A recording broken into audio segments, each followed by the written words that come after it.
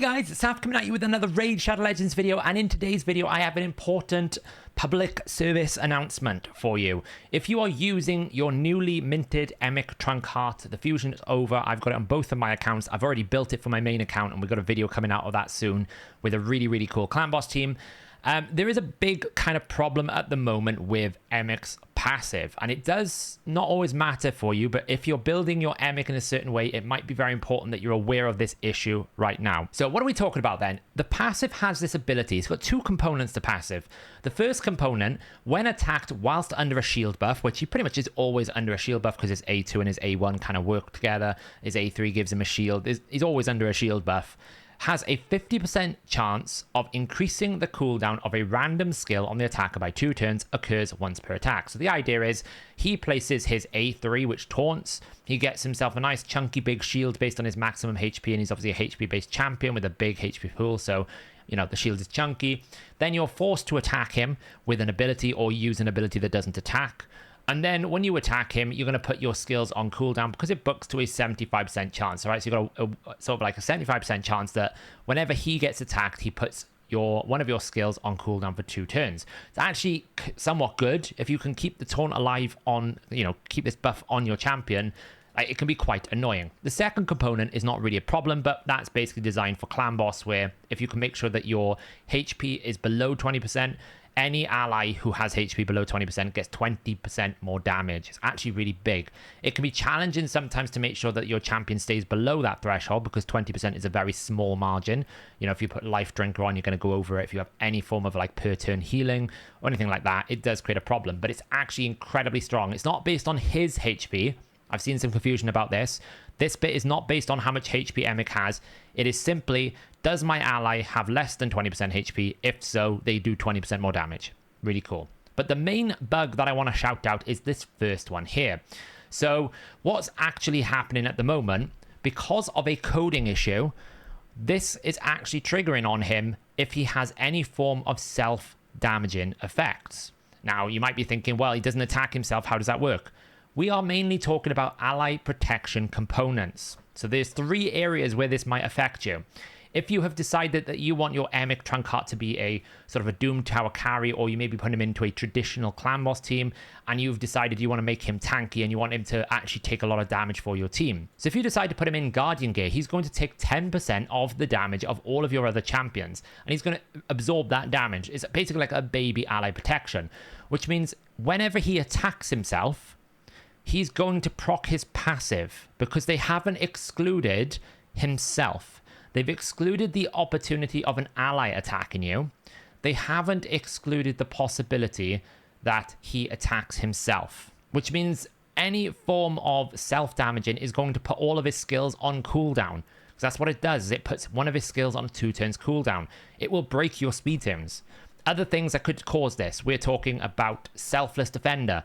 He takes 20% the first hit of any champion. That will activate this. We're talking about Bulwark.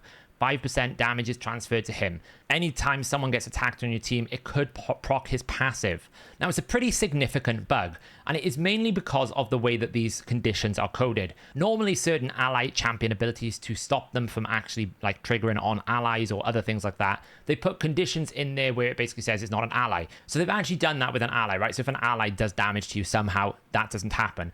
The problem is they just haven't done it for self. So normally they would basically say the owner can't trigger if the owner's the source of the damage. They've missed that particular condition. So it's not a major problem. It's not like there's a bug or nerf. I'm not having to go up player room here. I want to preface this. All I'm doing is I'm making a video here to kind of shout out the fact that avoid Guardian, Bulwark, and Selfless Defender if you depend on having your skills, because he will put himself on cooldown until they bug fix it. Don't actually know when the bug fix will come in, but I would imagine they'll probably try to get it to it within the week because it's quite a big issue for Emic. It means it basically can't do any of those masteries for the time being. And I'm a bit worried that people will build him today because obviously it's a champion training tournament. We'll get all that out. And then they'll probably start putting these masteries on. All of a sudden go, why can't I use my abilities? And then they need to use their free refresh of masteries. And then the problem, of course, is if they want to go back into Bulwark, they have to then spend 150 gems, right? So it's a pretty significant issue. So that was just a big PSA to kind of say, don't put Guardian gear. Do not put any Selfless Defender or Bulwark on him at the moment because this passive is bugged. It will break your ability to use your own abilities. So hopefully they will fix it. They have acknowledged that it's not working properly, so I'm pretty sure they have, but I don't know if it's actually public knowledge enough that people know about it. So I just want to also shout out some of the events that are going on. We have got right now a champion training tournament. Like I talked about it a little bit in yesterday's video. We've got a legendary book. I thought they would do this. This is very, very worthwhile. Legendary book for 10,000 points on a champion training tournament where you can use things like, you know, Ascension. I think you get some bonus points for Ascension, upgrading ranks, and booking now. So there's a lot more opportunities for you to gain points. I don't necessarily think you put any effort into trying to win the soul. I'm not so sure a 4-star soul on Emic who doesn't really do an awful lot of damage. Sure, it's nice for like Brimstone maybe, but 4-star is a lot less powerful than a 5-star. Because he's not a damage dealer, you're kind of looking at the 1st star and then the 5th star. The other stars in between are a little bit like weak. They're low value. They're not as good. I wouldn't necessarily go all out for a 4-star soul on Emic, but I would definitely 100% get your legendary book and then see how your group is. Is your group easy? Okay, go for it. Is your group hard? Don't go for it. And then we've got these Titan event points. Now this caused a little bit of a stir when we had the last Titan event because people will go, you're replacing my rewards with Titan points. Hopefully that won't be the case, but at least this time it's only 2 weeks and not like 3 months. I think a 3-month Titan event was just too long. 2 weeks is probably a little bit too small. I'd prefer something like a month, and it overlaps, right? These Titan points are in addition, not in replacement. But it is for Ultimate Death Knight's birthday. Let's have a look at some of the rewards here. We've got pretty low value rewards here, but you know, basically one champion training tournament is going to give me all of this. It's not too bad. Then we get some player and play points. Woohoo! You know, that's going to save you 1 day out of your 2 million days to get your Saoirse the Crowned. Wahey, unless you're a whale, of course. Then you've got energy, haste glyphs, speed glyphs. We like that, ancient shards. So that's 300. And so far we've had 100 batch. So you could basically assume that milestone 1 and milestone 2 is a combination of maybe 3 events if they consist of 100 points per event. We don't know if that's going to be the case. What else have we got here? Pretty much still average is an epic book here. We're at 600 points now, so that's what, 6 events, maybe 7 depending on how it scales. Milestone 4, we're getting to 4-star glyphs. We're getting some immortal soul coins, getting a void shard, we're getting 225 energy, and that's 1,000 points. So now we're at like 10 to 11 events over the course. That is a 4-star split soul. That's pretty valuable for legendary. You know, if you're using your Ultimate Death Knight in Arena, like this is going to really cause a lot of problems because now every single Ultimate Death Knight in Live Arena or in Classic Arena is going to have 4-star polymorph. It's really kind of annoying. At least it's not 5-star. 4-star again, as I said, if you're not a damage dealer, 1 and 5-star is the big break points. 1-star to actually give you the blessing, and then 5-star should actually give you the blessing in power, because 5-star is where it really starts kicking in. The 4-star one is just a bit more stats, so that's not too bad. But the immortal soul coins is pretty good as well. That's a lot of sort of investment to get 300 coins. That's more than 10 tier 1 stones. That's quite a lot. And then the final rewards is actually quite good. There's a guaranteed legendary skill tome here. There's an eternal soul stone. There's an immortal soul stone. There's a barrel. There's speed glyphs. There's 100 gems. So if we look at the event, they've said there's 1750 points available, right? 1,750. So that means you can probably skip maybe 2 to 3 events. So you've got to do everything, which is a stress. But if you do everything, at least you know you're walking away with an Eternal Soulstone, a Legendary Skill Tome, an Immortal Soulstone, right? You forget all these other milestones. If you're an avid Ultimate Death Knight user, a 4-star speed, 4-star glyph, 4-star soul is worth it. If you're an avid Ultimate Death Knight user, this is worth it. You'll never get an easier opportunity to get a 4-star soul for a legendary champion. And then we get this big stone here. So, these big stones can be, hit and miss, but it's at least a guaranteed 5-star soul. Remember what I said. If you're not a damage dealer, 5-star is a massive break point. If it's on a good champion, it can add a lot of value. They do tend to lean towards a 5-star epic, but, sometimes you get lucky. Do I think this event is good? Yes. I think you should try to go and complete as much as you can.